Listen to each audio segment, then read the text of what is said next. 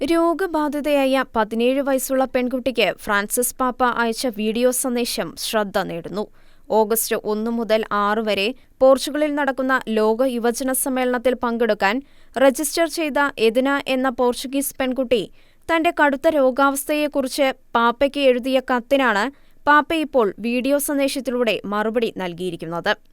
2023 നടക്കാനിരിക്കുന്ന ലോക യുവജന സമ്മേളനത്തിന് പോർച്ചുഗലാണ് വേദി എന്നറിഞ്ഞപ്പോൾ മുതൽ എദിന വളരെ ഉത്സാഹത്തിലായിരുന്നു. കാരണം നാളിതുവരെ മാർപ്പാപ്പയെ എദിന ടെലിവിഷനിൽ മാത്രമേ കണ്ടിട്ടുള്ളൂ.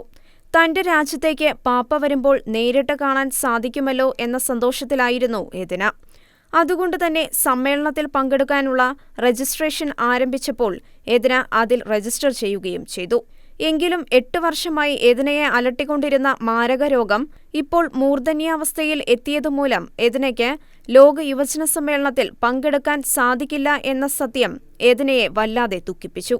ഈ പശ്ചാത്തലത്തിലാണ് എദിന തന്റെ രോഗവിവരം വിവരിച്ചുകൊണ്ട് ഫ്രാൻസിസ് പാപ്പയ്ക്ക് കത്തെഴുതുന്നത്. ഫ്രാൻസിസ് പാപ്പയെ കാണാനുള്ള എദിനയുടെ ആഗ്രഹം കത്തിൽ വളരെ നല്ല രീതിയിൽ പ്രകടമായിരുന്നു.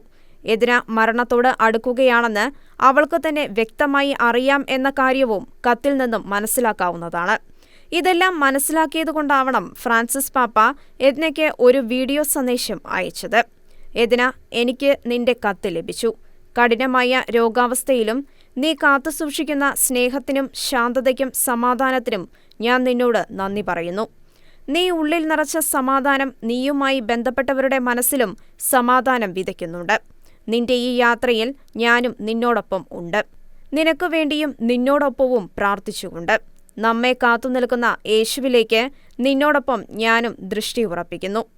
സന്ദേശത്തിന്റെ അവസാനത്തിൽ ഫ്രാൻസിസ് പാപ്പ എദ്നയ്ക്ക് അപ്പസ്തോലിക ആശീർവാദവും നൽകി.